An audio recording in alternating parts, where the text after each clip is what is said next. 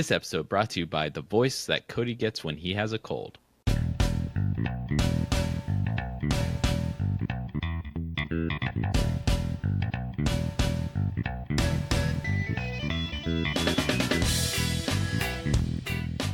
This is Hot Drop, where we bring you premier PUBG analysis and the polar vortex of drops.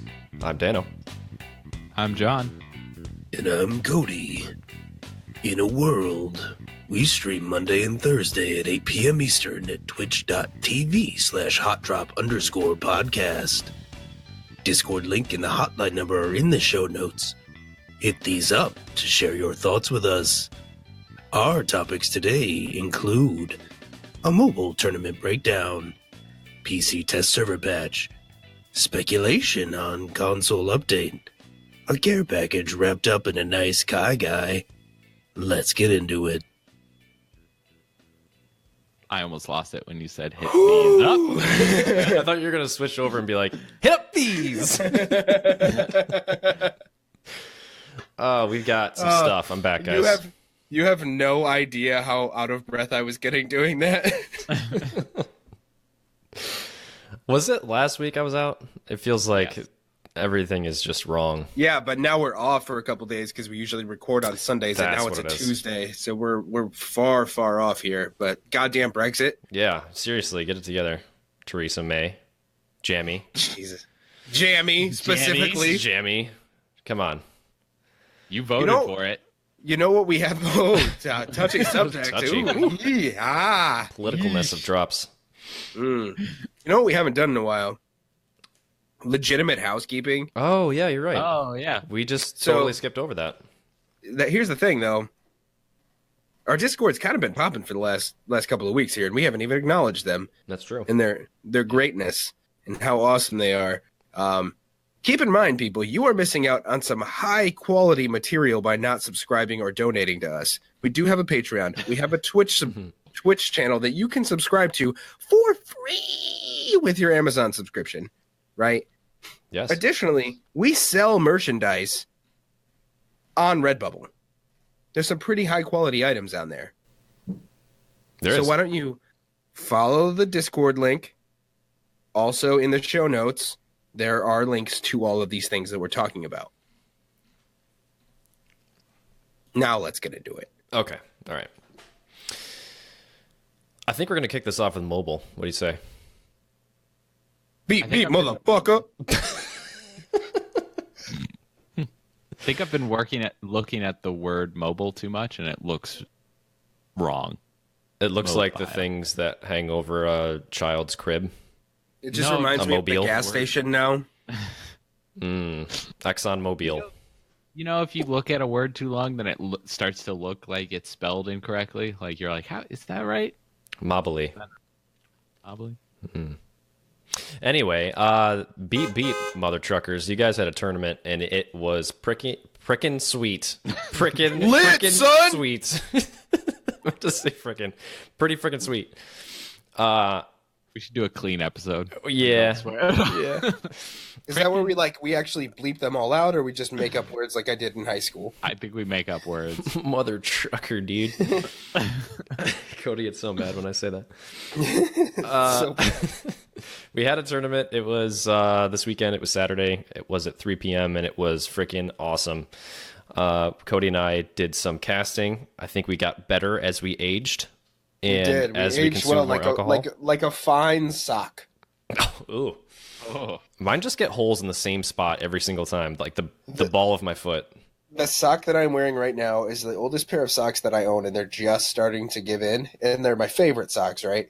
But it's my big, not my big toe, my middle toe is just found its way through a hole today. Ugh. I'm really mad about it. Sew it up. Sew Yep. it up. Got to use your 4-H skills. That's right. I can make you a mean pillowcase. Anyway, so the winners were one of the TMT groups. So congrats to those guys. We also had the Sofa Kings in second, which I think was Team Taserface, I believe. That sounds appropriate. Sounds Taserface. right. Some of the Sofa Yep. King squad were there. It was really great. We did 4 matches, commentated it all. It's on our stream. I'm actually going to save the VOD to make sure we don't lose that. And I think going forward, some of the plans for our tournaments include more free tournaments and also more casting by us, your hot droppers in chief. Because that was fun as hell. It really was. Going through and casting the whole thing. Like, I think at first we were a little fumbly, but we really got into it after a bit once we kind of knew what we were talking about and got controls were right. Yeah, how was the spectating with it? It was great. It was just like PC. You had the free look. You were able to pull up the map. You were able to like pick someone to follow along with in third person. Yeah, you could do the trails for bullets and stuff. The streaming quality was better. Like the resolution of it all was better than it is PC because it's not doing as much. Mm-hmm. But the maps would load in slower because it's mobile. Mm-hmm. So like the terrain and stuff would be like real play to when he would switch. But the quality of it all was very high res and wasn't blurry at all. Yeah, it looked almost identical to PC in quality, which was really nice. But yeah, as I got better with the controls, I could do a little bit better with casting as I switched between players. But it was a lot of fun. It was a lot of fun, and I want to do more of this. I think every time we do a hot drop tournament, I think we should be doing the casting because I had a blast, and I think it's pretty fun for the people watching as well. Yeah. So other than that, you guys are currently rolling with that 0.11.0 patch that brought you the zombie mode. As far as I can tell, and I did a little research, this can end at any time. There doesn't seem to be an end date associated with this event. So this is that Resident Evil crossover with the zombie mode games.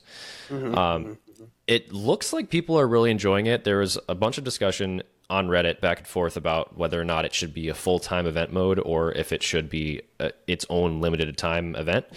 And one of the threads was like, this should be always, like this should be a permanent mode in the game. And then the top comment was, no, it shouldn't. So people were pretty split. And someone was like, the reason why you're enjoying it so much probably is because it's a limited thing that you're excited to play right now. And it's just a mode that has your usual number of people, and I think it's 60 players, but it also brings in a whole bunch of zombies and weapons like a Gatling gun. I think there's a flamethrower, there's a combat knife, and it's basically a lot more people to shoot, so it probably makes a much more fun game, a more action-packed game, I should say. But it's not PUBG in the sense of PUBG, so I don't think that we'll make this a full-time thing, especially because it's a crossover with another game. I think it's just going to stay a limited time event mode.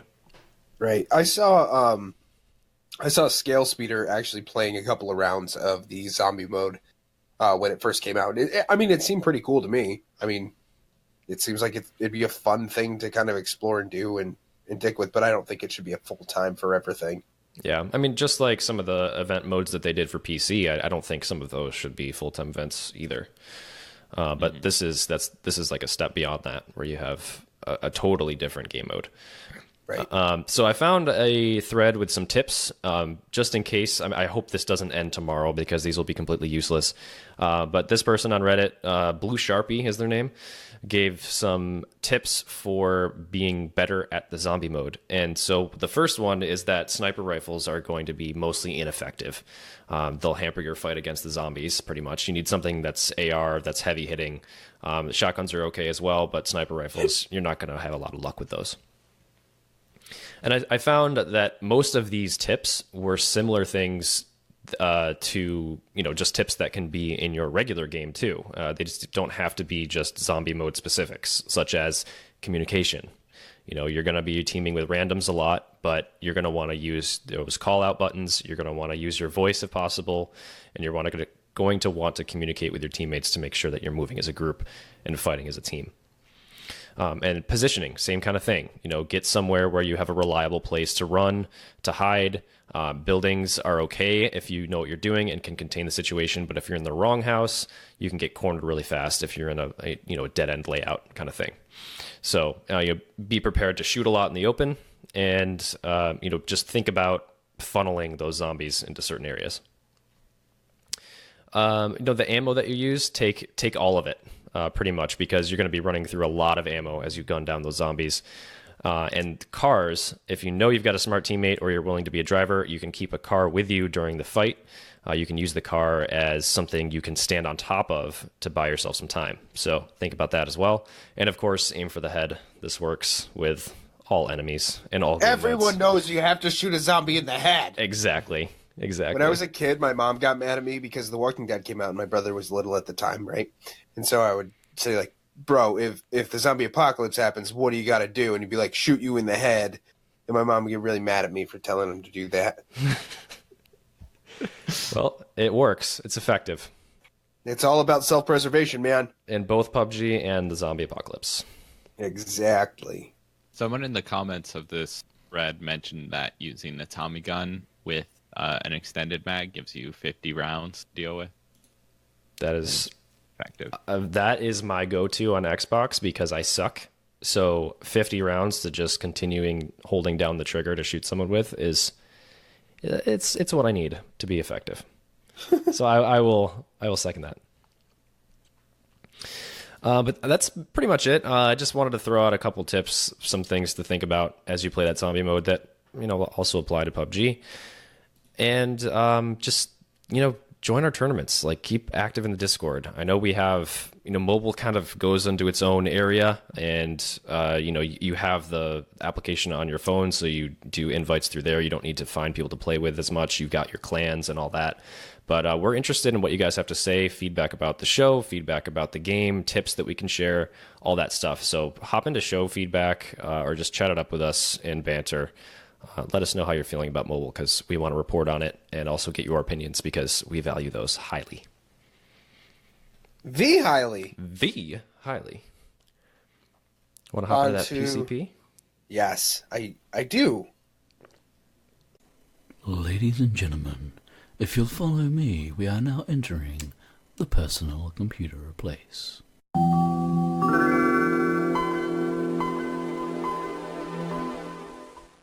So remember how we're always like, oh my god, there's nothing in here. What do we do? Mm-hmm.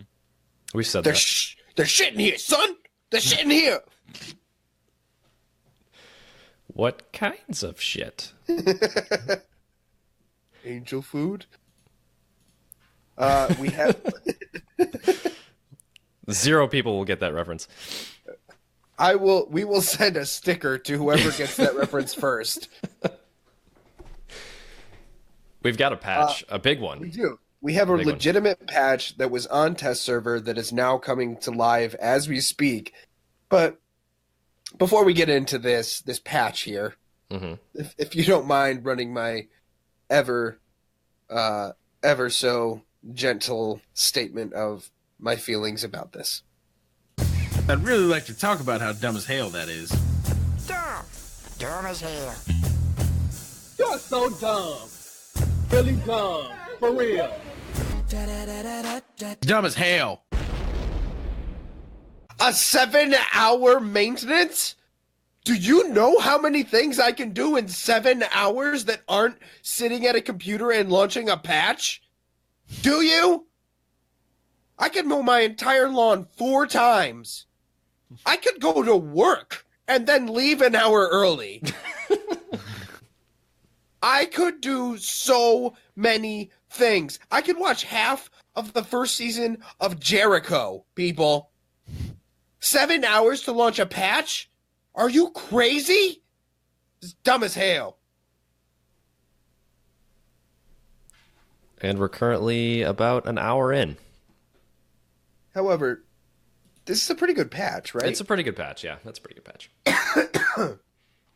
Also, you can still do those things while the patch is patching. I can't mow my lawn, John. It's February. You shouldn't have brought it up. There's a polar vortex outside. I could freeze. I'm dainty. Okay, so there's big news here, right? They're replacing certain vehicles on Vikendi with new cool vehicles. So on Vikendi. Spices things up, right? It does. I'm spiced. So we have the new Zima, so you can get drunk on Vikendi and not drive a car. Wait, that's not right. Ice, cold, and refreshing. So they're replacing UAZs on Vikendi with the Zima, which is a pretty cool looking 4x4 vehicle, sort of like a Bronco, but also like a, what is it? Not a RAV4. What's that other one with the white tops that they don't really sell in America anymore?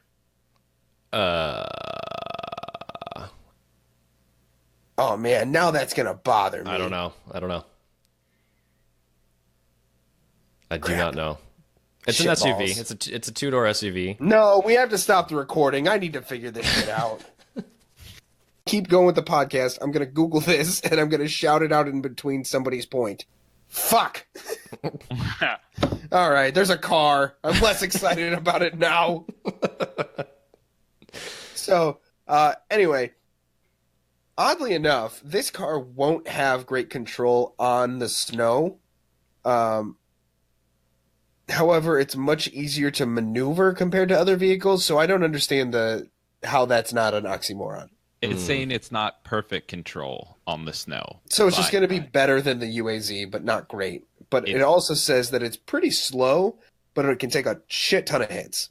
Right. So, I think it's going to be moderately more controllable than the other vehicles, the Dacia and the UAZ, but it won't be as good as like the snowmobile on the snow or like.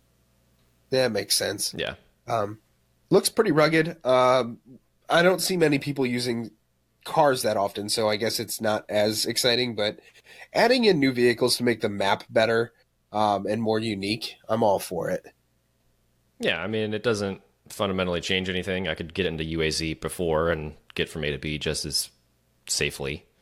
Yeah. But, I like different things for the map, different things that make it unique, like you said. Yep.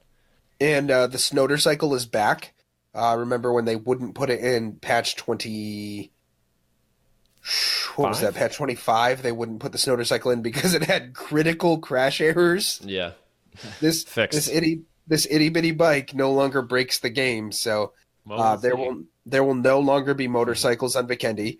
The snow bike is not strong, so it'll blow up fairly easily, but it's super fast and works really well in the snow. As it should. Yeah, it's got a track and a ski on the front, so I would hope so. And also, we've got the flare gun, and it looks like it's here to stay finally after how many years of testing?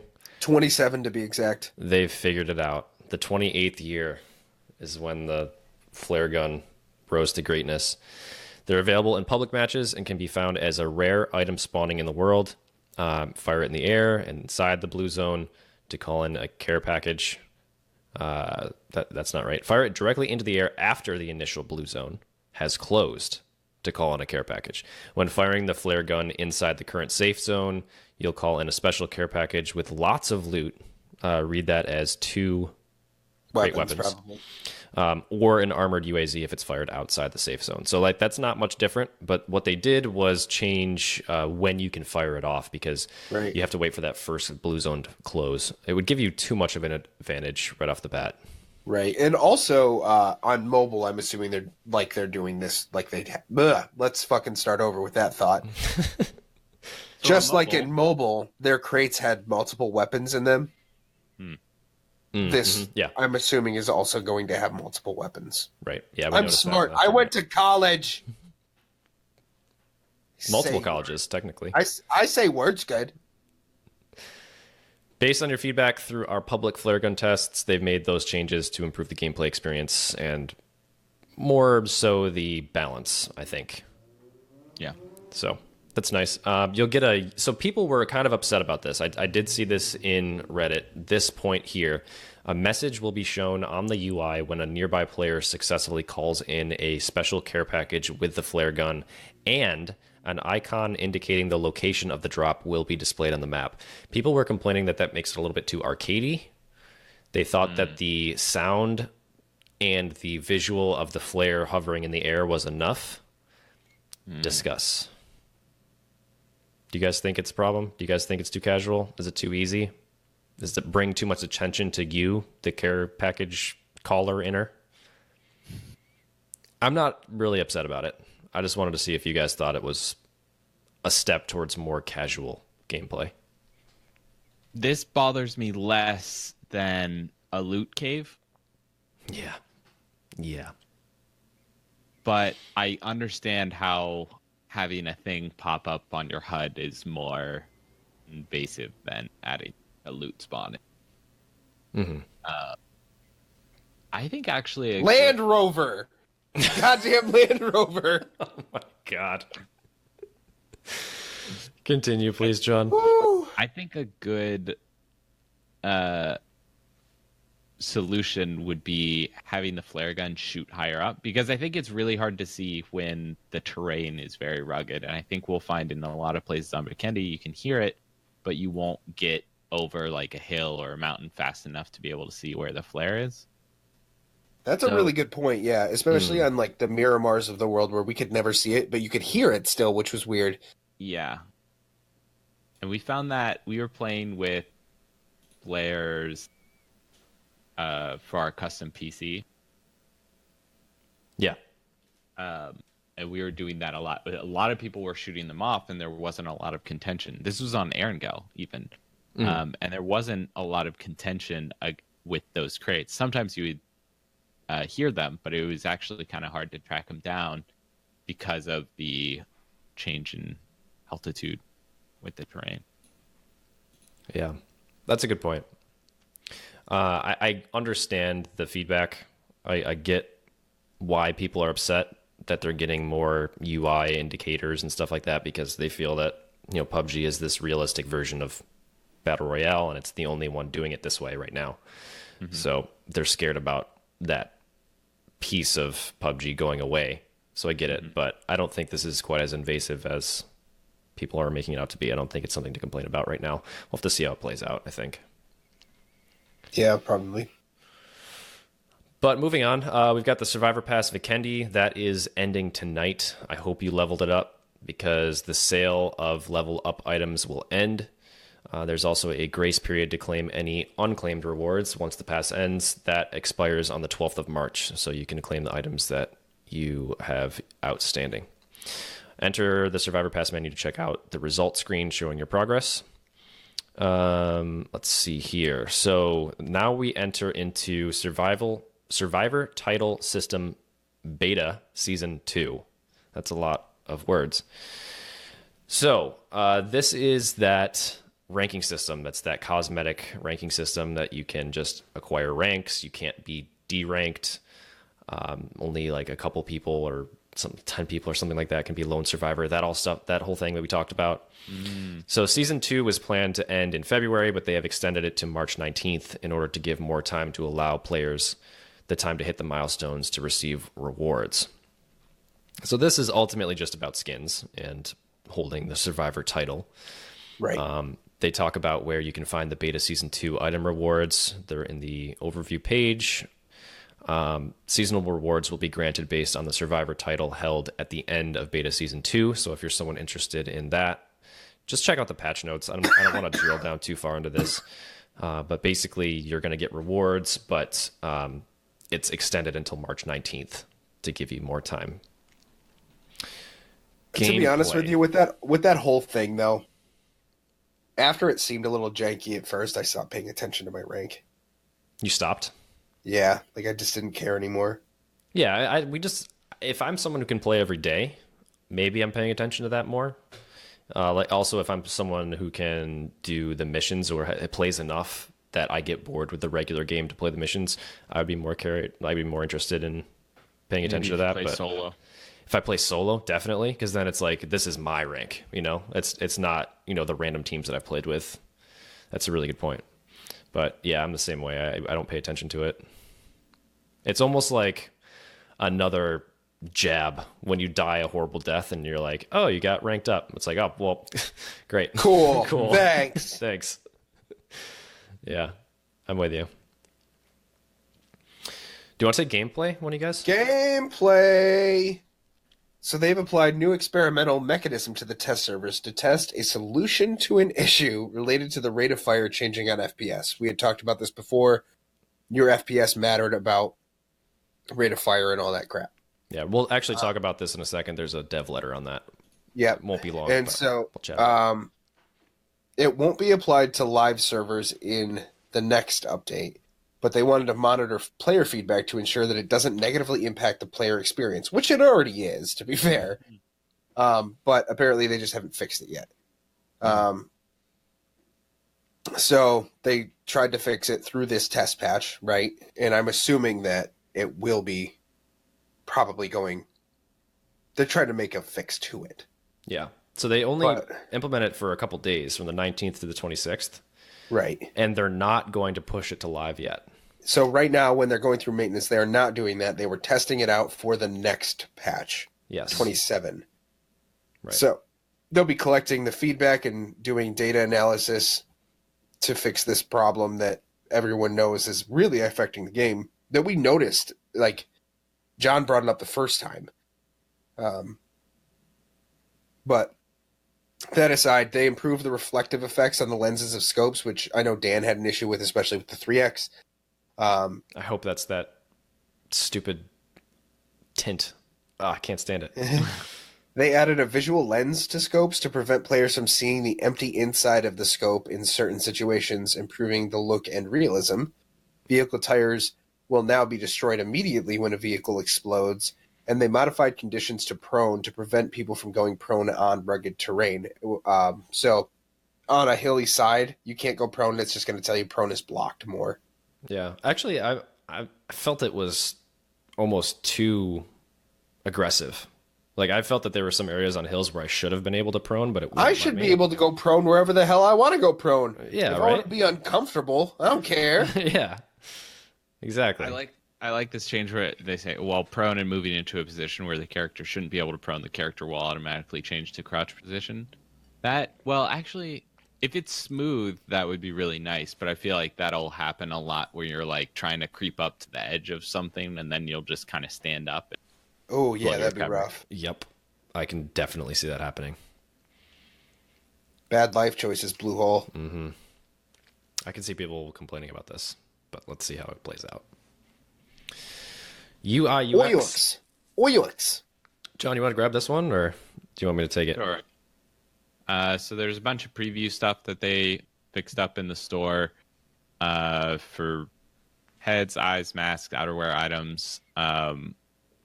Those things will be auto unequipped to prevent obstructing the view of whatever you're previewing. And then you'll also get a camera zoom to preview the items better on the head specifically. Crate and set previews will not now show the most recently selected item in the upper right corner. In set item preview, characters will equip all the items from the selected set. Weapons, gear, skins can now be previewed by themselves without the character by clicking the view detail button. Emote preview will play the emote automatically upon pressing preview, and then they can be replayed by using the play button at the top left corner. And you can't spam it. Which, yeah, I definitely would have tried to. Weird that they made that a note, but okay. Key guide page showing default key bindings on the loading screen will not appear if the player has customized their key bindings to prevent confusion. Makes sense. I feel like they could have just made that dynamic, but whatever. No, the technology's not there. Yeah.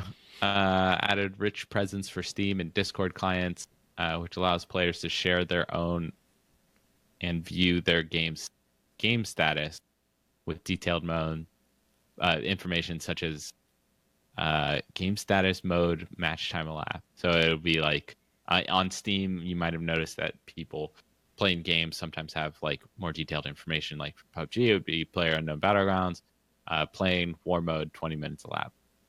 Or is that 20 seconds? That's 20 minutes. Yeah. Yeah, so I think that's the big change here in this section. That's really nice to see. Like, if I'm wanting to join Cody's game and he's like, hang on, I'm almost done, I can see right from Steam if he's telling me the truth. Because Cody is a known liar, and I just want to make sure everyone is aware of that. However, my intuition is unmatched. Unmatched. Unparalleled. And also, I think the go ahead. previewing emote. That's the biggest feature. I do want to say that I'm not sure if you're being sarcastic or not, but It's a big feature, honestly. We've talked about how shitty the skins are, and we know that skins are a focus. We know that people care about them. We know that they bring people back. People are interested in them. And we complain about them because the interface is just not so good. So it's making it better. And I think I'm not going to say that this should be their number one focus, but You know, it's No, not a it bad should thing be. It should be. There you go. Cody's a known liar right there. You know, it's good that they're fixing it. You know, doing what it should do. Check out Apex skins. Replay. Improve the replay editor features. More of this. Again, just for that esports better. What's the word? What the hell is the word I'm looking for? Listen, you didn't help me Spectating. with Land Rover. I am not helping you in spectating.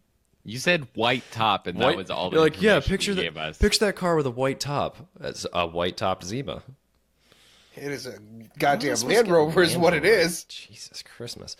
This point here, the added multi keyframe set save feature, which enables multiple edits in a single replay file, is pretty cool. That sounds pretty advanced. Yeah. So it gives you the ability to start editing right within the file, right?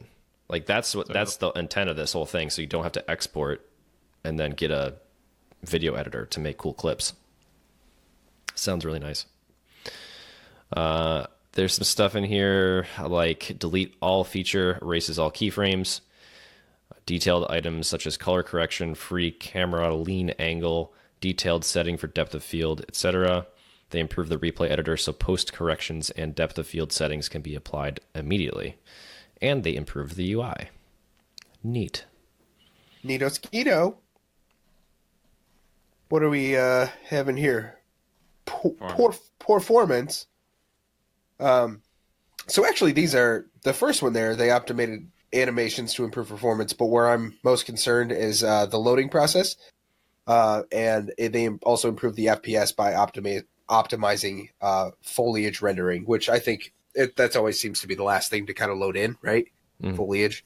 But at the same time, those two things together, I think we might notice that, and I'd like to pay attention to that the next time we play to see if we notice just load times getting better and seeing if it gets smoother. Because I think progressively, with the exception of that one patch in Vikendi, everything has gotten faster and smoother and better noticeably, not just in name only.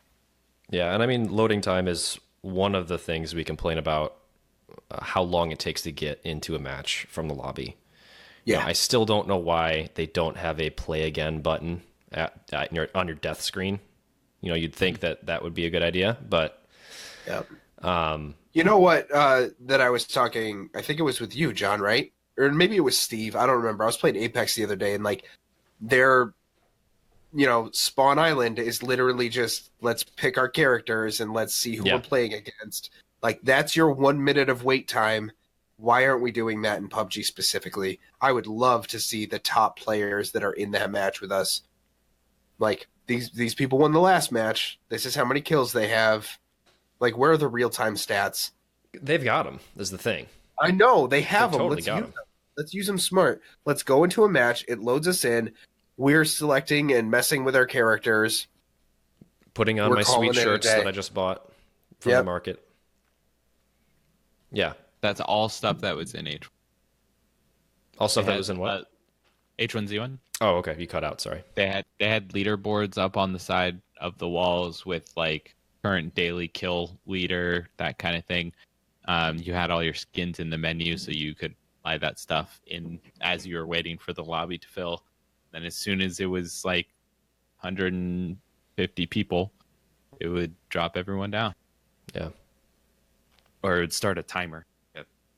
And you'd have your loading area would also be like the training map is on PUBG. Like you'd have vehicles. I don't think there are weapons, but you could like drive around and stuff. And it was just a little bit more interesting than standing and punching each other and throwing apples. So yeah, I think that's a brilliant idea, the way Apex did it. It's loading, it's counting down, but you just don't see the timer. And it just gives you something interesting to look at. Skins and items, we can skip over that. That's just the East Erangel police crates. Timers on those. Custom matches. System improvement. The result screen of a match has now been separated from the session. When a custom match finishes, Players will now be able to review the results screen for 10 minutes. This was something that I would like to see when we start doing those tournaments more often, when we can go back and reference the scoreboard, a few minutes later. That'd be nice. Or if it custom matched saved the scoreboard. So like if you click on your recent matches played, if it showed up there and you could go see the scoreboard and all the details of all the kills and everything, that would be nice. Yeah, I don't think that's how it works. I think they're just saying that somebody left in the server won't keep you from creating a new server. That is also very much needed. Yeah, I was kind of going off on my own little tangent there, but I agree. Hopes and dreams, right? Vikendi is now available in the esports mode custom match. The number of vehicles in esports mode has been increased. They improved the observer system animation when moving into the safe area. And then a ton of bug fixes. Tons of bug fixes. One I would like to point out, fix the issue of dead bodies making footstep sounds. Well, that's horrifying, for one. Yep, that was a great mental image. I would find that happened when you killed someone and their body would roll down the hill. It would make noise as it did that, which, while realistic, is terrifying when you're thinking someone else is near you. Yeah. But overall, I mean, I tried to find the known issues list and to see if these checked off any of those, but they haven't updated that list since November. So that was a bummer. But there's so many bug fixes, I wouldn't really want to bore everyone by reading through these. But, any amount of bug fixes is a good amount of bug fixes. Fix the issue where the S686 could sometimes be fired 3 times in a row due to when a player had poor network connectivity. That's been here since forever. I remember seeing clips of that bug forever ago. Wow. Issues with 21.9 monitors if you got widescreen. Yes, a lot of little stuff. Unable to switch weapons while pulling out the pin of a grenade. Seems like a bad idea to do that. You're playing with fire there. Put that pulled pin grenade back in your pocket. Unless it's a Molotov. Can you pull a pin on a Molotov? You can't. I don't think so. I've never tried, but you can put a lit one back in your pocket. Yeah. You can put a lit one back in your pocket. Yeah, you can. Oh, okay. I thought you said you can't. Oh, yeah. No, you can't. I have fisticuffs. I'm going to showdown. Yeah. So that is your patch 26. We got more in here. We got to keep going. Yeah, we got to keep going. There's some more stuff. FPS affecting rate of fire. So this was something we said there was a dev letter on. This is that dev letter. I'm not going to read the whole thing. I'm just going to give you the highlights. So the current implementation of shooting in burst or full auto mode relies on the use of timers, or triggers, if you will. A timer executes a function after a certain preset time has passed. On the current live server, this fixed delay is taken directly from rate of fire. So after the time set in this timer has passed, it is executed on the next possible frame, as it cannot occur between frames. So there sometimes would be an error or discrepancy between expected time of fire versus the timer's execution. This error can be anywhere between 0 and the total frame time. The less FPS you have, this is the key right here, the less FPS you have, the longer the frame time, and thus the bigger possible error. PUBG does not allow for more than 1 bullet per frame. So during full auto bursts, these errors can accumulate over time and increase the scope of the problem. Well then. So the solution is to, without going into too much technical detail, they say, we are mitigating the problem related to the discrepancy between expected time of fire and the execution of the timer. So they modify the timer delay by a portion of the frame time, and they expect it will minimize discrepancies between the timer and the rate of fire. I think I follow this. It's kind of confusing, but they have put this into test. I didn't get a chance to play and notice any difference, but this is a big change because they're worried that they're going to potentially mess up auto-firing weapons. So they want to make sure they get it right, and I think they're doing the right thing, which is keeping it on test for another round, gather the feedback the first time around, then pull it back, don't push it, wait, make some tweaks, and then finally test it again before going live. So that is their plan. They know about it. They have a plan to fix it, and we'll see if it works. Let's. They so say here's Yep, go ahead. an interesting thing from this is weapons still have a cap by the game's 1 bullet per frame rule. So in conditions of sub 20 FPS, the actual rate of fire for a weapon such as the micro Uzi will be slower than somebody who has 30, 60 FPS because it shoots, I don't know, the whole mag in a second or whatever. Like 22 shots in a second, something. And that's devastating if you're That's ridiculous. If you're the 20 FPS person. Yeah. So That's That pay to could be play me. right there. What Yeah, if it is. that's been that could be me all the time? Yeah. Is that why I suck? Am I really just an amazing gamer? Am I Shroud? big if true. Huge if true. I might be twice his size. Might be. I'm 2 Shrouds.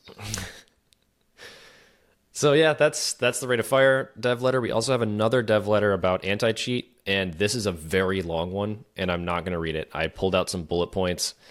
Basically, they're talking about all the things that they're doing in the game, some of the measures they're taking against cheaters, and some of the results they've had by fighting against cheaters over the past couple of years. So they have They essentially Batmaned it in the Dark Knight when Batman goes to Shanghai. Mm-hmm. what does and he do he- in Shanghai? And he I forget. shanghaied that guy. He Shanghaied that guy in Shanghai. Uh-huh. Actually, I think it was Hong Kong, but Sounds right. it sounds better. I think it Yeah. was. They arrested a bunch of people for doing bad things. They did. A lot of them. Yeah, they take it very seriously there, apparently. They do. And they have 100+ more, people dedicated to monitoring forums and websites where cheats are sold. They arrested about 250 people in 2018 alone who were developing, promoting, or selling cheats. And I thought it was cool to look at these stats. So this is their anti-cheat system they have. It analyzes roughly 3 terabytes of logs, 60 or so types of cheat logs, and over 10 million reports. Every single time people press that report button, it's going somewhere. They do that every day. 3 terabytes of logs, 10 million reports, 60 types of cheat logs. So they pick out the users who show strange patterns, and after a verification process, they don't say what that is. I assume someone would look at this with human eyes, but maybe they have some machine learning here as well. Robot eyes. Robot eyes. Such accounts would be banned. And they periodically update patterns of unauthorized programs to make sure the ones that they've blocked before don't suddenly start working again. They also do hardware bans. They showed a message, what you'd see if you're hardware banned. It just says, this device cannot play PUBG anymore. That's it. Crazy. And then they also use 2 anti-cheat solutions right now. We know BattleEye because you see the launcher pop up, but they use another thing called Uncheater, which I've never heard of. I've never seen that referenced anywhere. But they protect the game process area and detect attempts used to circumvent the anti-cheat solutions they have. Damn. Yeah, it's pretty wild. So they do use machine learning here. They analyze players' usage patterns and have built a system that can detect abnormal game patterns or actions that interrupt the normal operations of the game coming from hack users. It's really fascinating stuff. But also, here's a more interesting point, I think. Think about all of the people for all of the games trying to do all of this, right? It's not just PUBG. Right. Imagine having dedicated employees to do this for countless games. Yeah. Economic stimulus package.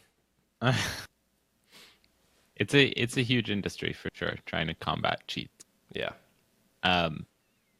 Here's an interesting point pulling out from the unauthorized program detection improvements. Since the August 23rd update, over 100 million reports have been sent to users.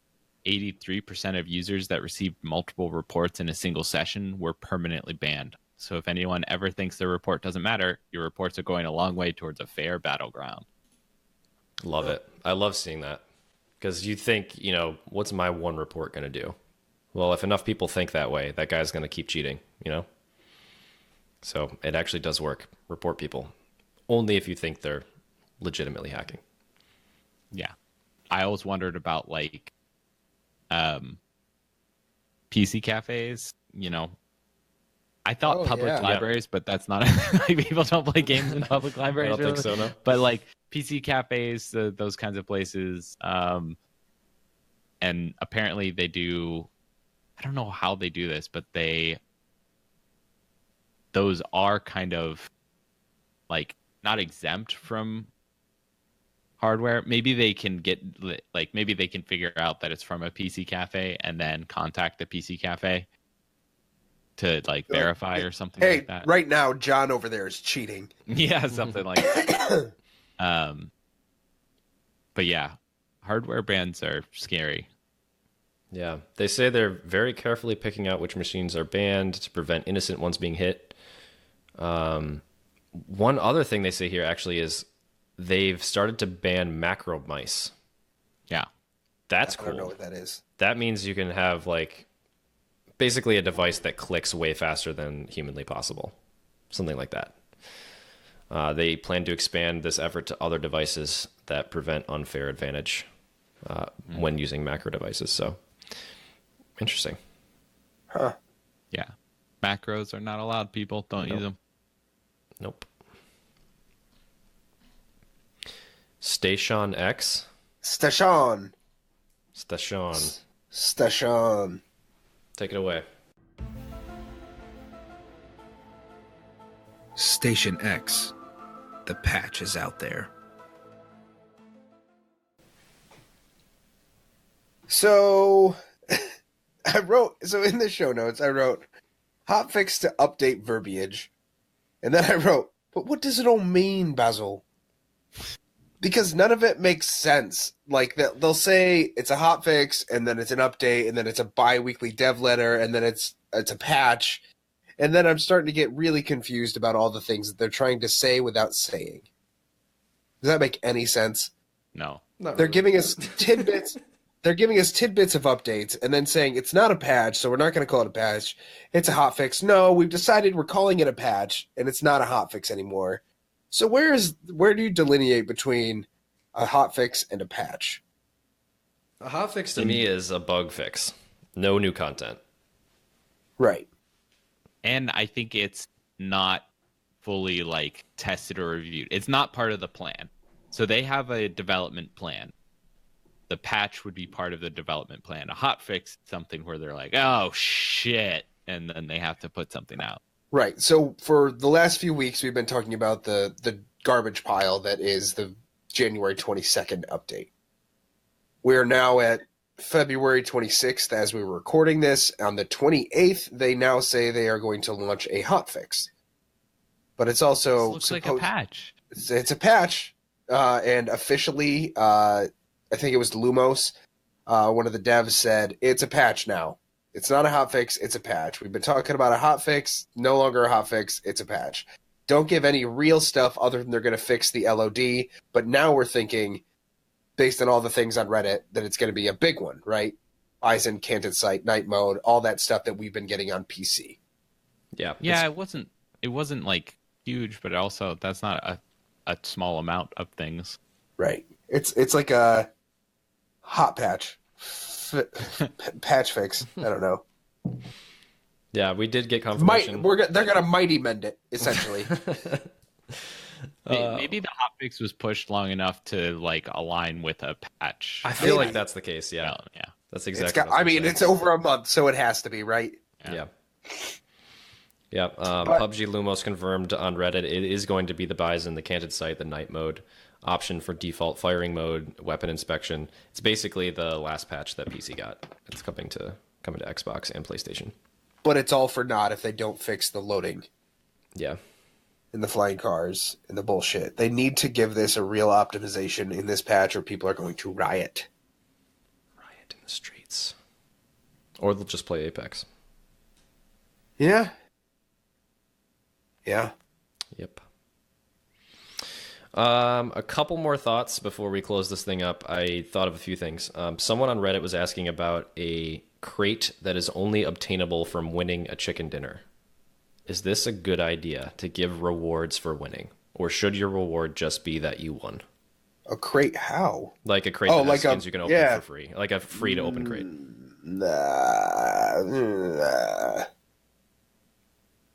Abstained. So you get BP, which kind of goes towards crates anyway. And it's based on our contributions. You can't kind of like, camp into a crate, I guess. I don't know. I like having rewards for winning. I don't know if a crate is too much. I can't decide. Are you abstaining also? No, I like the idea. Crates are practically worthless anyway to me, so I'd be down. Yeah, I don't remember the last time I bought a crate. I'd be down if the crate was not something that could be sold for money, because obviously that's a huge problem. Cheaters cheating for money. I think if it's something like a skin or like a patch on your sleeve of your skin or something saying like how many chicken dinners you've won or something like that, that could be cool. Like a way to customize your character. Tattoos. There you go. Face tats. Neck Give your tats. character a tattoo for how many wins you've gotten. Yeah. Boom. Yeah, I think it could be cool. I'm not dying for it though. I feel like I think you make a good point about it not being tradable or sellable. That's the only thing that I could think of that would be bad about a reward for winning. Yeah. But it's nice to get something. Yeah. But the adrenaline rush is how I win. I love that. It's so Indeed. good. And then one more hot button topic. Lots of complaints lately about map selection. In Discord. Having to back out to get the map you want is something that people are doing. Someone suggested punishing people who do this because they're making it very difficult to fill lobbies for maps that they want to play. So say for some reason someone out there's got to be one person who loves Miramar and they're having difficulty filling that lobby because people don't want to play that map and it's grouped in with the same maps as, Savage, which is a great map. What do you think about that? If you punish people who are just trying to play the game like that, like play the map that they enjoy, like for me, I wouldn't want to play Erangel or Miramar. I would only want to play Savage, says Sanok. If you punished me for that, I would stop playing the game, and you'll have a similar problem anyway. Yep. Just servers not. Agreed. If they wanted to split it up into mini royale and regular, that's cool by me. But other than that, no.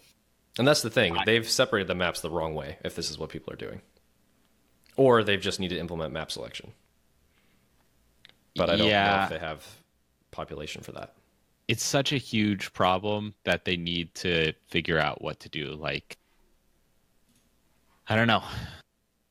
Maybe take away some of the game modes. I mean, obviously, we've been talking about combining Xbox and PS4. That would be ideal to help curb some of this. But I'm not sure if there's a good solution right now. But I feel like map selection is a huge problem that could lead to players not wanting to play the game. Because then the time that it takes to get in a game will be hugely increased. Yeah. Right. Oh my god. I would assume the wait times for consoles would be so much longer than PC at this point. I think so, yeah. It's hard to tell, though. I mean, I think Xbox. It's because a lot of our times we play with our Xbox community, which we know is always active, right? But across the board, I think a ton of people are playing so many other games that aren't just BR focused, right? So I just feel like the wait times would be so much longer. Yeah, it's tough to say. I mean, I played Xbox 2 nights in a row, yesterday and the night before, with some of the HOTDROP community, and the games were filling up pretty well. We never had to back out on account of the lobby not filling. We have had to do that on PC. And I don't know if that's the PC, some kind of error happening. Yeah, I think that's where people realize it's not filling, and then they start backing out one by one, and then you hit that point of no return where suddenly it just drops out completely. It could be a server thing.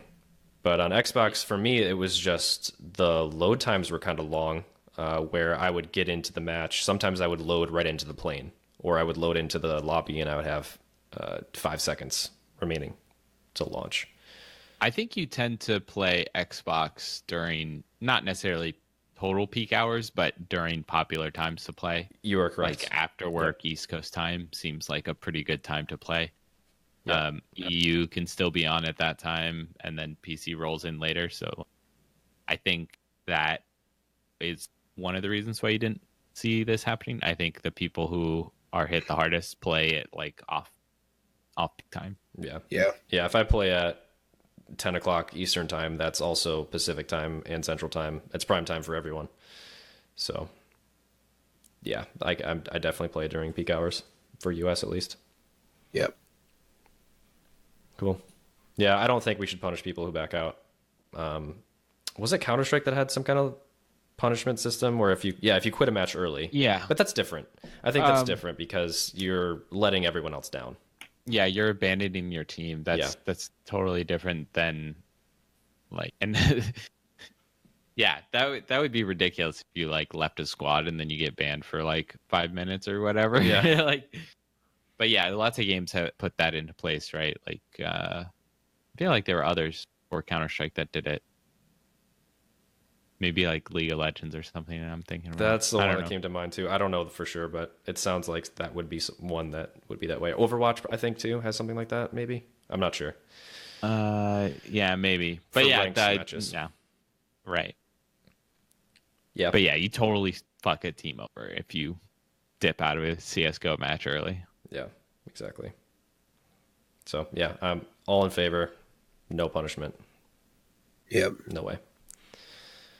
Nice. Care package on the way.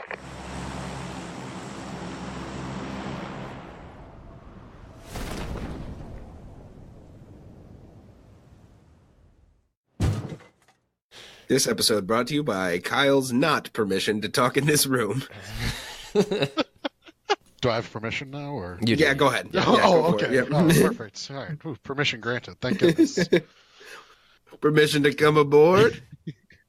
Accepted. Fearfully, but accepted. All right. You want to introduce? Do I? Yeah. Hey guys, my friend Kyle is here. There he No, is. no, John, no. What? That's No. I No, know it. my real friends call me KY guy, John. I'm just saying. Kyle's here. That is very true. Yeah. I am here. He's here. Who is Kyle? Kyle, tell us who you are. I am unfortunately Dano and Lord Beardface's pal back home, who listens to most podcasts. I would say the last one I didn't listen to, probably when you guys weren't on the podcast. No, just of Hot Drop. Done a pretty good job of listening. When neither of us were on the podcast? Yeah. You guys gave me the credentials. I upload stuff all the time. It's just John talking about his day. It's not even about PUBG at that point. Yeah, I'm working. I'm working my way through the British invasion episode. I still have like 4 or 5 more minutes left. Okay. But That's a classic. That's a classic. Exactly. This is a gem. We can wait for you to finish it. No, I want to finish that tomorrow when I okay. finish this podcast. No. We'll wait now. Pause the recording. Anyway, Johnny. Dano. Anyway, so we brought Kyle in this week as our care package because we wanted to have a spotlight profile, sort of. If you guys have hung around with us since the beginning days when Dan brought me on for an interview, you'll notice a lot of these questions are the same. But we figured we'd bring Kyle in since he is primarily a PS4 player, which we don't get a lot of highlights from because you PS4 people don't ever talk in the Discord, unfortunately. Here's looking at you, PS4. But we wanted to highlight Kyle and get his perspective on PUBG and gaming. Yeah, and I also wanted to hang out with my friend. So, Kyle, True. welcome. Thank you, guys. Very happy to be here. Nice. Live. So what were some of the games you grew up playing? Growing up, I played, Keen 5. Wait, what? Oh yeah, Commander Keen. Pretty much all the games that I gave to him. Commander Keen. I love how that was the first one you went to. I'm trying to start from the beginning. My parents didn't do not a lot of gaming in my household. So Right, that was on a PC? Yeah, PC for sure. The first ever console I got, I bought an Xbox with my own money. But so I never played Sega or Nintendo or none of that. Yeah. Coincidentally, your Xbox was also the first console I ever played. See? Ooh, fancy. Which that was a great Xbox. Unfortunately, my house was hit with lightning, and it was not plugged into a surge protector. Classic mistake. Wow. Classic house getting struck by lightning. Won't make that again. That's the hot tip for everyone out there. Plug your expensive electronics into a surge protector. So, I'd had a 360 by then, but still I was disappointed. Yeah, I would be. So yeah, I played a lot of like random PC games. I'm really into sports. So like as a little kid, obviously, like, backyard baseball, backyard. Oh my God, backyard baseball, backyard games. Those things were insane. And then I just liked a lot of like simulation games, like Age of Empires. I would play that for like days with Dan. Yeah. Like same room, just building different civilizations. And what was the thing you guys always said about movable print? Lest the serfs discover movable type. Fantastic. Similar to Age of Empires, yeah. My number one gaming memory of you is playing Tony Hawk Pro Skater 2 on your PC, but 2-player, sharing the keyboard. Obviously, someone on WSD, the other on the actual keyboard. Yep. Fantastic. Amazing. Tony Hawk Pro Skater 2, very great game as well. Also kicked off my love for Rage Against the Machine. Beautiful soundtrack. Great soundtrack. Bulls on Parade, man. Yeah, it's great. And then as I got, a little bit older, when I was like buying my own games, I would play like some Medal of Honor series. Not a ton though. And this was still on the PC? No, on Xbox. I pretty much moved to Xbox when I bought the Xbox because my parents' house, which I grew up in, still to this day does not have the internet. I love it that you said my parents' house that I also grew up in. Well, I wanted to clarify. People might not know my background. It still doesn't have the internet, so I would never play any of these games that I play now at my parents' house. So it was a lot of console gaming, a lot of like story mode campaign. So like I'd play like the Call of Duty campaigns. I would never go on because I couldn't. Yeah, I think to be fair though, like. Sorry. We all talk at the same time. I was going to say, back in the day, the Call of Duty campaigns were awesome. Yeah, exactly. They took forever, and they were awesome. Yeah, so I really enjoyed that. Yeah, and multiplayer was the add-on. Now it's flipped. Now everything is multiplayer and single player. Well, essentially, the campaign is now a tutorial. Exactly. Yeah, exactly. So I liked a lot of shooter games like that. That's probably like the Call of Duty stuff got me into shooters. I played a lot of like Army of Two with Dan. We'd just go to like GameStop and rent the game and then return it 48 hours later. Fun times. Wow. Yeah, we were always really trying to find the shooter games that were co-op that we can play. Yeah, co-op shooter games that we could just play for hours. Yeah. We weren't really big into multiplayer, and I don't even think multiplayer was nearly as big as it is now. I mean, I think we got into like Call of Duty like multiplayer in like my freshman year of college. But other than that. Yeah. I did not. Modern Warfare 2. Yeah, until Modern Warfare 2. Yeah. That was the only multiplayer game that I'd ever played. And then PUBG, and now, Apex. Oh, Dan, what was that Star Wars game we used to play? Jedi Knight. Yes. Outcast. Oh my God. So that good. game on the PC, that game was so much fun. Yep. I recently went back and played it actually. It's still so good. It holds up so well. Wow. What it's a great. game. Yeah, we did play multiplayer like with bots against each other. We would do that a lot. Yeah. That was a lot of fun. So anyway, so fast forward to today. How did you get into PUBG? Well, you guys in the podcast, obviously. So, started listening to you guys, got a PC, downloaded the game, started playing. Then one of my roommates has a 360, so I got it on that, played a couple games on that. And then I really I kind of like my PS4. My other roommate has a PS4, so we play a lot of games together. So that's definitely a factor. Yeah. So when it came out on PS4, just kind of played that a ton. Like every day when I'm home from work, we work like opposite shifts, so we get like 2 hours of gaming a day. Nice. So it's not bad. Yeah. So now you've played on all platforms. You started out on the Xbox for a little while, then you switched to PC for a little while. because you played with us, we were at the LAN parties, and then you're back to PS4 now, just because like that's where your friends are, and that seems to make sense. Like if you're with someone in the same room playing PUBG, that must be the ultimate experience. Yeah, I mean, it's I have a LAN party every day. Yeah, that's so awesome. Pretty fun. Yeah, and then you can just get 2 other guys, or in PUBG it's like duos. It's easy. Yeah. But yeah, I kind of like that aspect of gaming, like obviously like the communal feeling, I guess. Yeah. What were some of the difference between those platforms? Because you've played them all, and you sort of settled on PS4 probably just because that's where your roommate is. But do you feel like the Xbox and PS4 are pretty similar? I mean, for me, the Xbox controller is just. It's probably because I started off with an Xbox. I had an Xbox first, then a 360, and then I just got a PS4 because like it was free online for like however long they did that, and like 3 of my other friends got one, so I was like, all right, I'm gonna make the switch. But I think PS4 is a little bit easier. Different system. Yeah. Oh, yes, that was awesome. I don't have the Switch yet. I would want to get that though. PUBG on the Switch. PUBG on the Switch would be ideal. Let's make it. I mean, I think it runs really well on my PS4. I mean, I have a really old PS4 too, so I'm happy with that. I mean, on the PC, it just runs perfect. Like it runs so much better. It's, in my opinion, a little less hitchy. But for the most part, I thought when I got it as PS4, I wasn't experiencing a ton of problems. Like I feel like a lot of other people were on Xbox when it first came out, and obviously like PC when it first came out. Like I wasn't like quitting the game and like being pissed off because it was like just shutting down or people were lagging. So what about the new map? The new map has been great. Like it loads fine and everything. It plays fine. Yeah, it loads pretty well. There was definitely some like in that first week, it was a little bit frustrating. And then it's also frustrating just not playing like Savage anymore. Yeah. At all, because you can't like.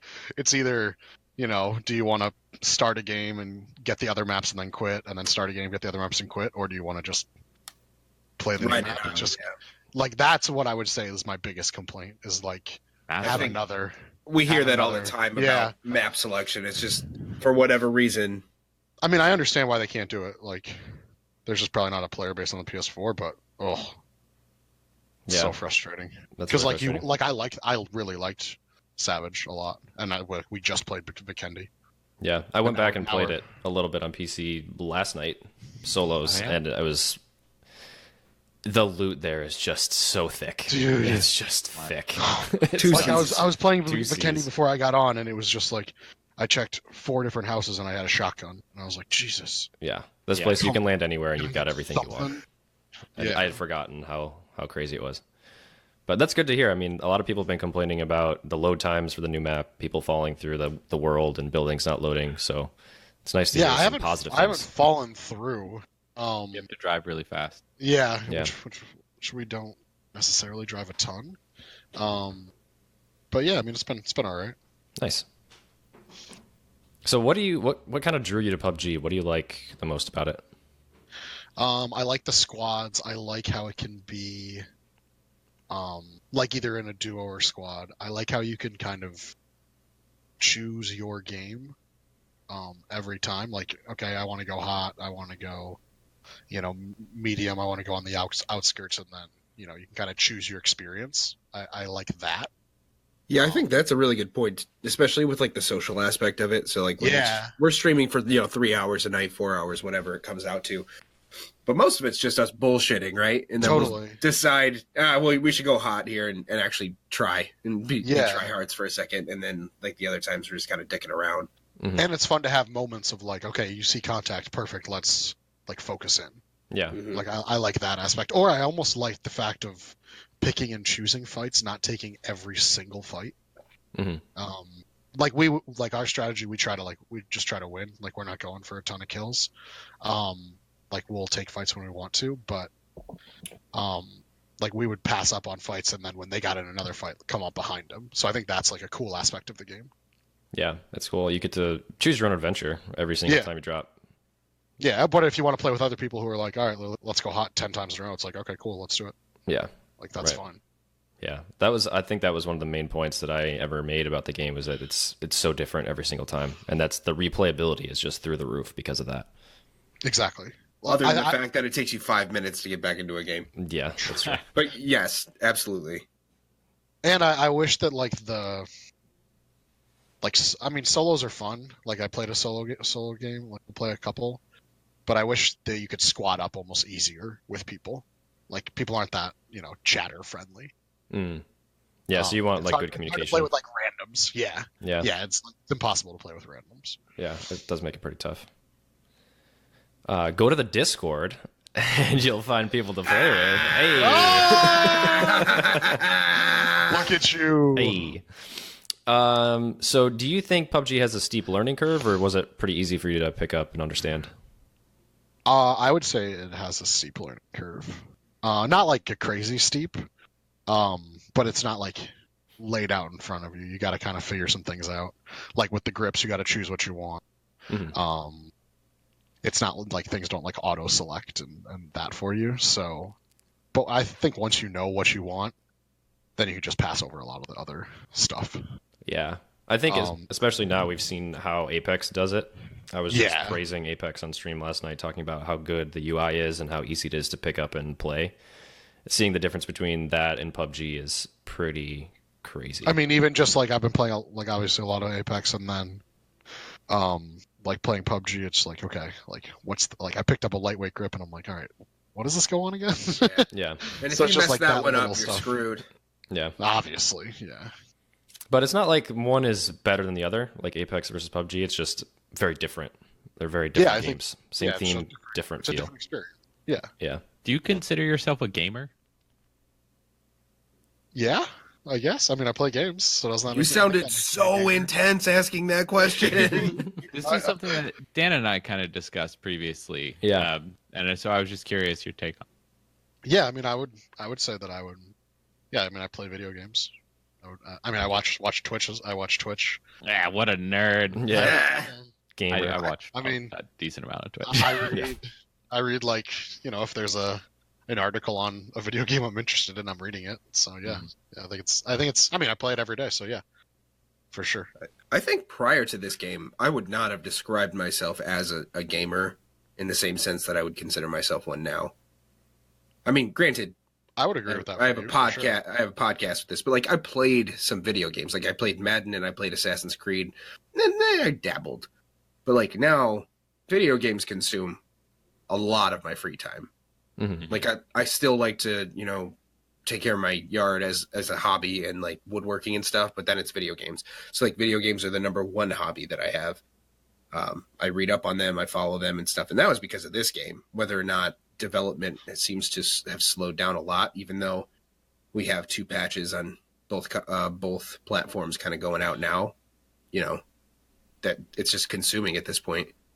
Game development and playing and it's so like popular. Like I coach youth basketball, so like my kids are 16, 17, and like we're at practice, and I'm like, oh, okay, like like we practice on Wednesdays and Thursdays, so I'm like, all right, like I gotta go home. Like my friends are streaming, like I want to go play with them, and they're like, hold on, you're streaming on Twitch? Like that's awesome. Like that's so cool. Like what's your stream?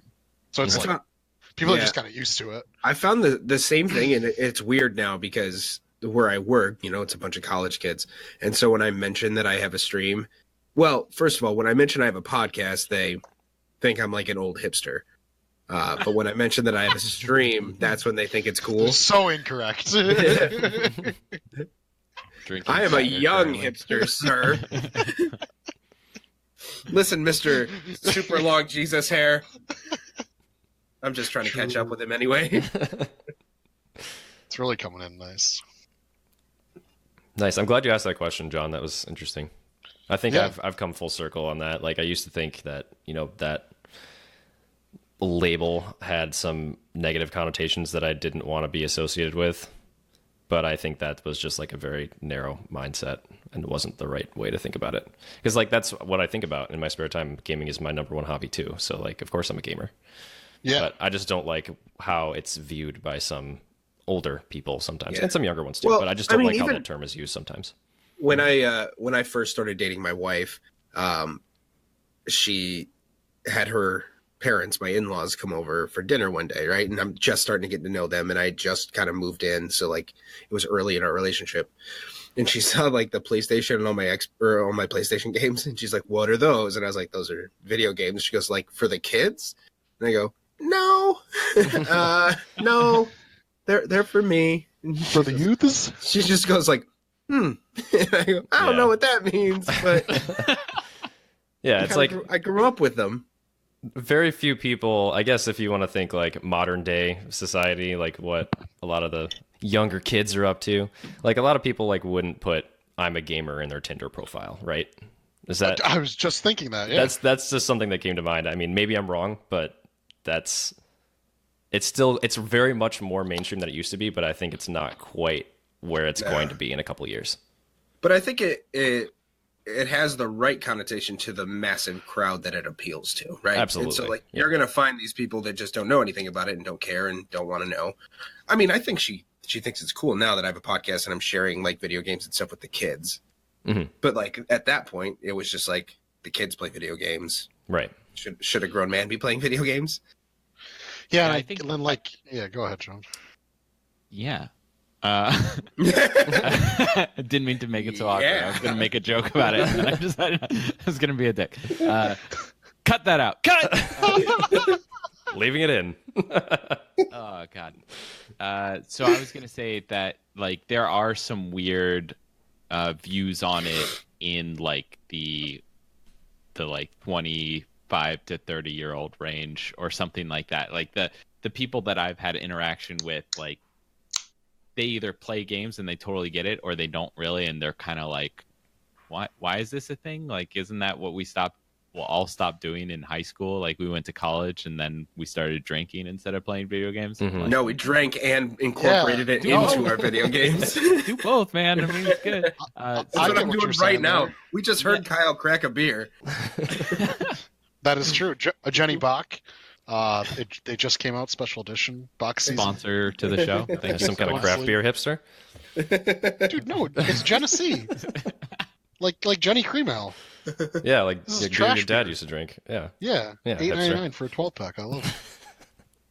So yeah, I think there are still some like weird mainstream views on it that people kind of understand as they get to know you. It's like when I first started dating my wife, it wasn't really like she wasn't weirded out by it, but more kind of just didn't have the experience of it and was trying to kind of figure it out. And I was like, no, I've got these friends across the states that I play with. I play with my brothers and, you know, some other family and that kind of thing. It's kind of how we stay together. Like we've got a lot of friends. Cody and I played with an old buddy from middle school the other day that, you know, we got into high school. He moved across the states. He ended up moving out here to California, and we started playing games again. And like then he moved away again. So now our only way of contact is like playing games together. So it's like it's a cool thing when you talk about it. But I think the first impression can be weird. And like even so, just this last week, I was kind of scrolling through Facebook, which I don't use very often, and I saw that a guy that I went to college with, is now doing a podcast and has his own Discord, right? And so I like hopped into his Discord and I was like, this is super cool, dude. Like we did radio classes together and now we're doing very similar things like without knowing it. And so it was just cool to be able to like, kind of reach back out and be like, hey man, we're doing the same thing. How cool is that? Right? Yeah. Post a link. Link in show notes. Did you try and poach all those? He does a competitive Overwatch league. So it's just cool stuff to look at and think about. Mm-hmm. Nice. So back to PUBG, back to Kyle. Is it hard for you to switch back and forth between mouse and keyboard and console, or are you sticking to console mostly these days? It's hard for me to go to mouse and keyboard. Like, just in kind of general. Just because I've been playing console now for, like just 5 years, pretty much. So then when I went back over to, like my gaming laptop, then I got into it pretty easily. Kind of like riding a bike, but it's still Like, I'll press buttons I don't want to. Yeah. Whereas with the PS4, it's muscle memory. Fun fact about myself, though. Whenever I'm calling out the PS4 buttons, like the X, I always say is A, like circle, I always say is B, triangle, I always say is Y. So I say the Xbox controls. Oh, that's for funny. the PS4. So I have a similar terrible. problem. No, I have a similar problem when I'm switching because I have my Xbox now that you lovely Discord members purchased for me, and I play all my games on that with the exception of like the exclusive releases on my PS4. But I'm also in a Madden league with some people I work with on my PS4, and I keep messing up because of the X button. The X button's not in the same spot. And so no matter how hard I try, I always throw to the wrong thing because I'm picturing the Xbox controller, even though sitting here right now, I couldn't tell you what letters are on the Xbox controller. I just, muscle memory goes to where the button is. ABXY, man, come on. Yeah, but I don't, that's not how my brain works, so I don't like memorize what they are.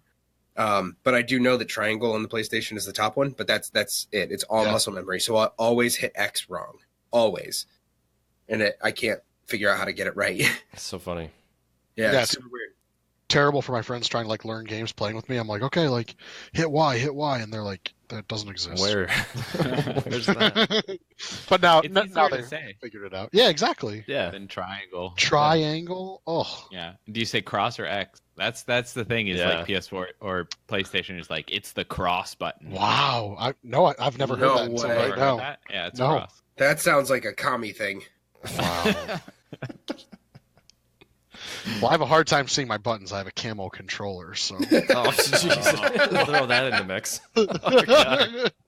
Wear camo pants while you're playing with it on your lap, and you won't ever find it again. Camo gloves, you can't even see your fingers. Jeez. Oh. He's wearing a ghillie suit every time he plays. No, I actually prefer I have the white turtleneck on Vikendi. It looks very nice. Gotta keep it classy, man. Yeah. I wear the button up with the red tie to get my buttons down. So next question. Yeah, go ahead. If you want to take the next one. I don't even know where we are at this point. There's a lot of questions here. There is, and we've kind of covered a lot of stuff here. What do you think Bluehole could do to help new non-gamers get into this game? Especially now that development has slowed down a lot. Like, how are they going to keep this player base going? Because consoles don't have long-lasting games that keep those player bases, right? They have games that come out every year that bring in millions of people every year. Call of Duty, Battlefield, all those games. How can PUBG kind of bring in new people and keep it going? Yeah, it's going to be hard, I think, honestly. Like, Apex is going to take a lot of people, I think. I think it's taken the brunt force of the Fortnite people, just from word of mouth. I have nothing to back that up, but I know a lot of people at where I work that played Fortnite, and now that all they talk about is Apex. Yeah, I mean, it's the adult version, right? I mean, yeah. It's... Yeah, once you Fortnite see, like... just got to be too crazy, I think. Yeah. But then, I mean, I think the ease of play, I think adding some sort of mechanic on to make it easier for people to understand attachments. I don't know how they would do that, but either do you think that's a good point, though. Do you think there's viability in giving it a loot system similar to Apex, but more realistic, like the PUBG sim is? Actually, I want to say yes, but then I also want to say no because inventory management is so key. Yeah, it's like a big part of the game, right? Yeah, and that should be a big. I think that should be a big part of the game. It's like there's a lot more. I mean, when you get a gun and you have to load it, like you have to get the gun, get the bullets, and reload. Like that, that's one of my favorite parts about the game, which I would hate to begin with. But I think like those integral aspects, like I don't know, I feel like it's gonna be hard to get new players.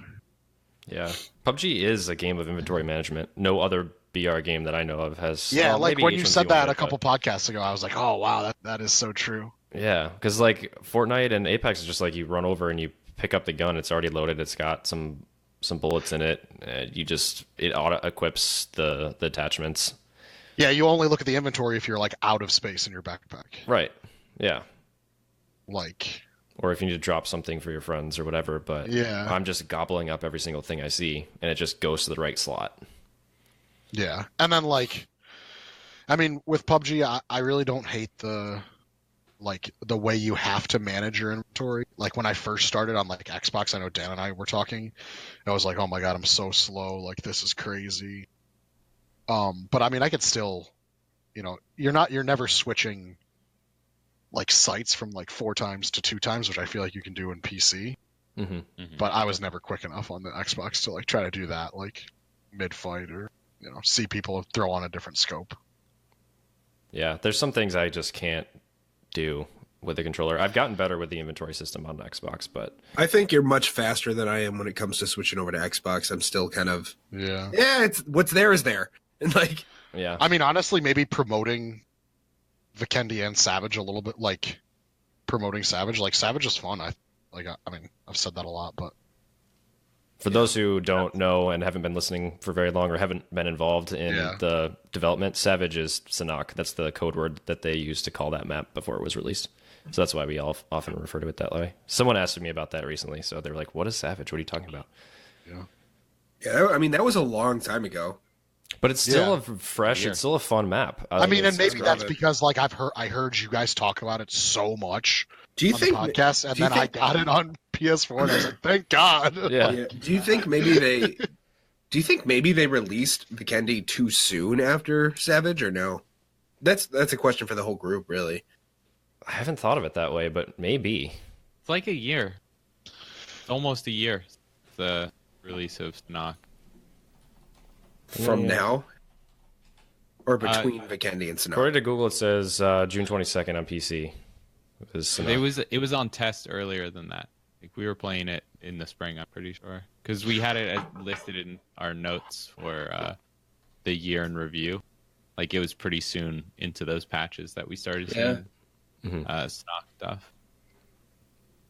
Yeah. Huh. I guess So maybe was not a full year, but like more recent than I 6 remember. months or so. Well, 4 maps in 2 years. That's a lot.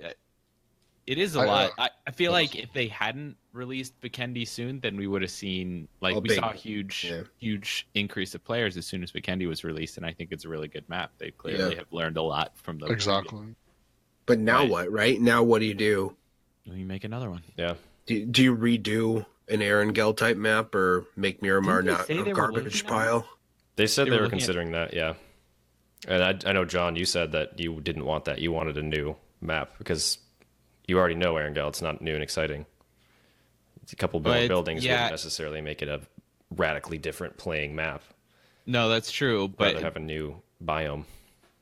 Yeah, well, it depends on the time frame that it takes. Like, if this is like, let's say it's another, 6 months, for them to put out Erangel loot stuff versus being able to release a map in a year, I would probably rather have another map in a year. Yeah. Yeah.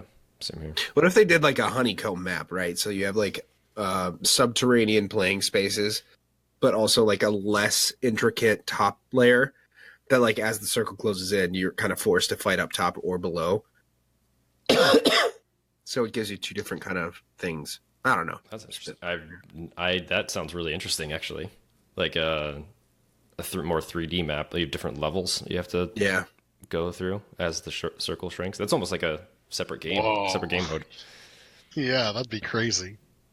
So, like different rounds. Be interesting for sure. Yeah. Made me think of Nuke from Counter-Strike, like just the playing around the 2 bomb sites on top of each other. But the nice thing about that is the movement is very fluid, and I feel like that would be difficult to kind of manage with in PUBG. Yeah. Probably. It would be a lot of staircases and that kind of thing, and running up staircase. Yeah. Unless it was something like it sealed off that level until you closed the ring, and then you could go down to the next level, and then it would close the ring. It's almost like mini maps within a little map. Inception of maps. If you will. Whoa. Yeah. A deeper level. Anyway, one thing that I was going to mention while we're on the topic is free-to-play. Make this thing free-to-play. You'll have no problem filling the lobbies. Oh, yeah. Oh, duh. Yeah. Yeah, but then, you know what they would have to do is they would have to get it so that the season passes were worth everyone's time. Right. Ooh, yeah. I feel like on PS4, it's like easy for me to look at like loot boxes and skins and like all that crap. Like on PC, I would find that like the way the menu is situated, it never like caught my eye or whatever. I'd never even like look at it. Yeah. But on PS4, my roommate and I, even just like, you get done with a game, you're like, dicking around talking, you'd be like, okay, let me like pop in here. It's easy to see.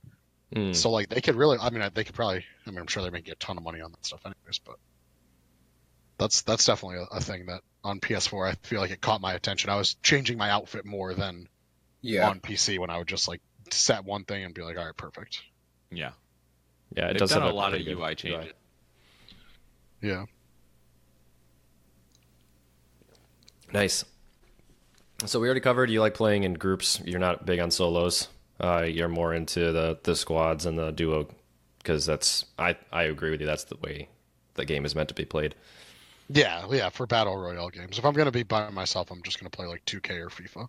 Yeah. Realistically. So what's your go-to strategy? How do you like to get that win? You said earlier you guys don't care so much about kills, right? Yeah, we like to get, like, I think it's fun to land somewhere where there's gonna be maybe like one team or like one team at the next town over and try to win that like first fight. And after you've won that first fight, then I feel like we can take on pretty much anyone.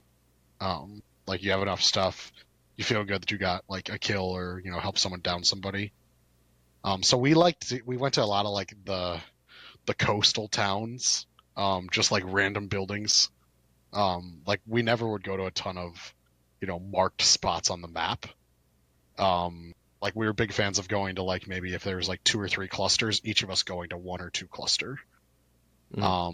Getting what you need, and then kind of traveling as a pack, I guess, throughout it. We've only gotten 3 or 4 wins probably, but they were great wins. Both of them they're mostly on the desert map, which is the most frustrating part. Hate the map, but gotta love the dinners. What don't you like about that map, by the way? Actually, I don't know. It kind of grew on me. I kind of liked the use of vehicles because it would alert you of who's coming in. John says Stockholm Syndrome. Very true, yeah. Dan's my translator. Yep.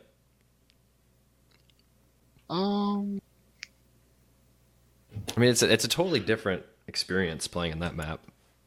And I don't see it making a comeback, but I think if you land like when we would land in like the outskirt towns, like you have to have a vehicle because like you have to get to the map. So then we would just try to get a vehicle, drive to the center of the map, and then just try to play out the circle. Yeah, it was a lot of waiting.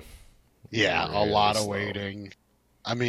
Like and just getting lucky, like getting the circle, being in a building, a person ran in, killing them, like. You gotta get a lucky kill or two. Yeah. So speaking of that, what's your favorite loadout? What weapons do you like? Gosh, I really like the Mini 14. That clack, I miss that clack. That bullet speed. I know.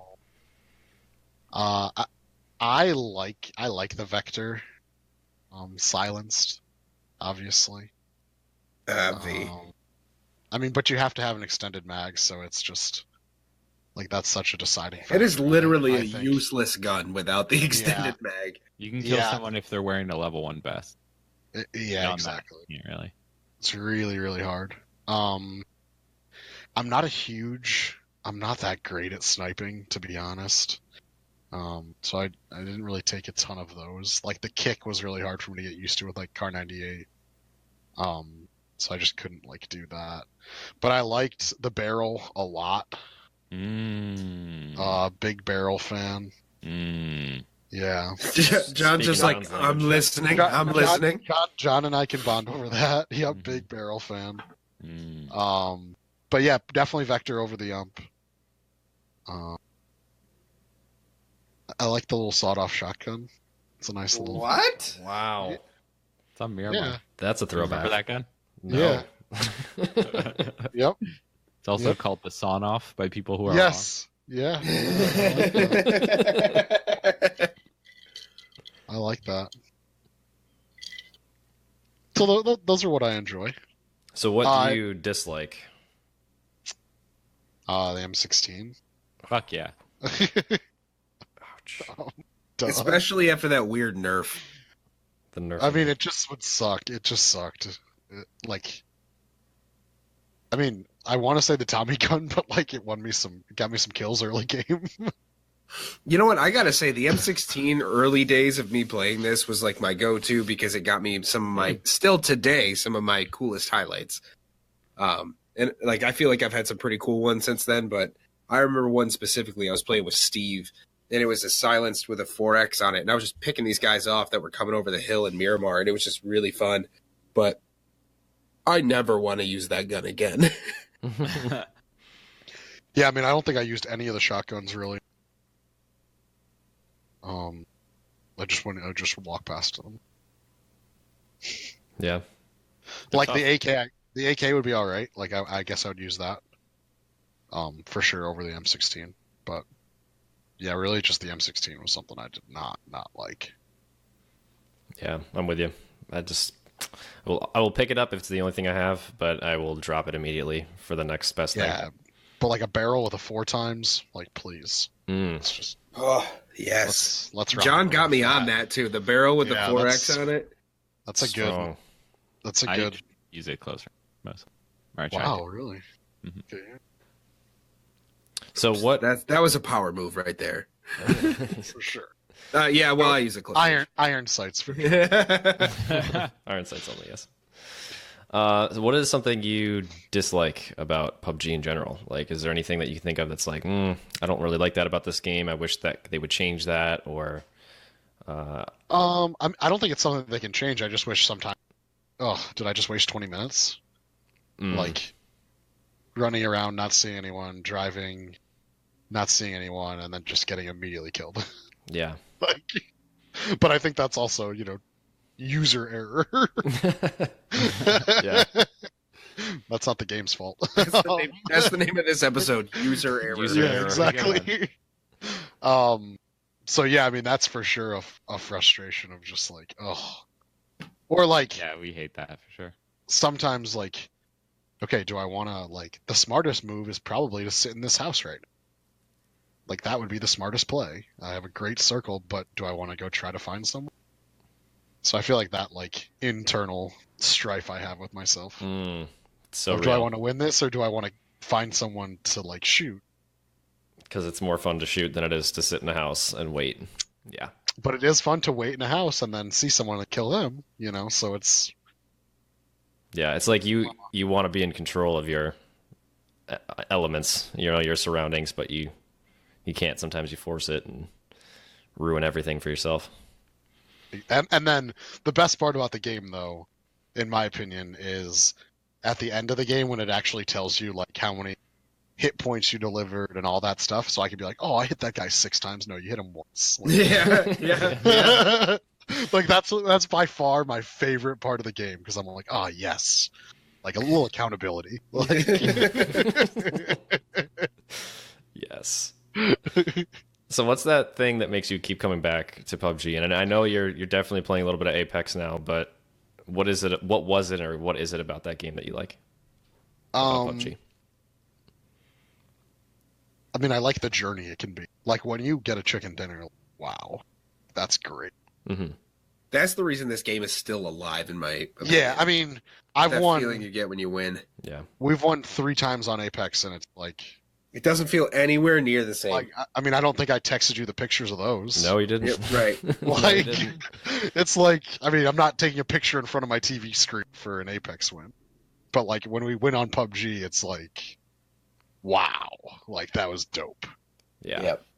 So as much as like the frustrations is, it's hard to play. It's hard to get your friends to play. Like, but when you do get a good squad or like a good amount of people, like, man, that's really.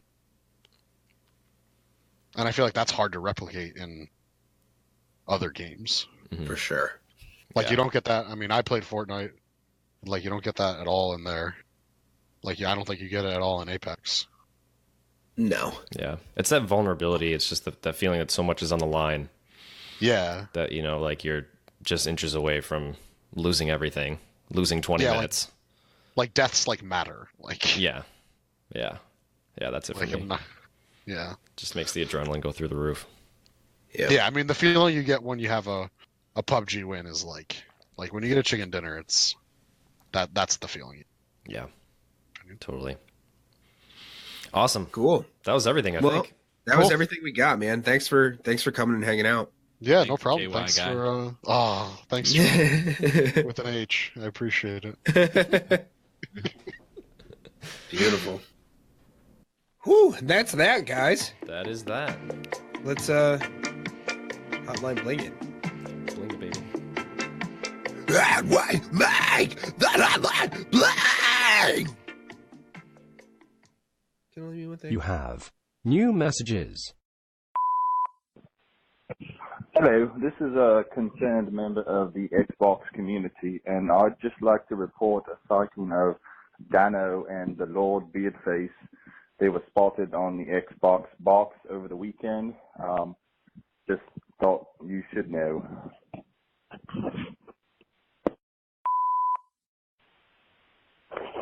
We've received reports there's been a Dano and Lord Beardface sighting on the Xbox over this weekend.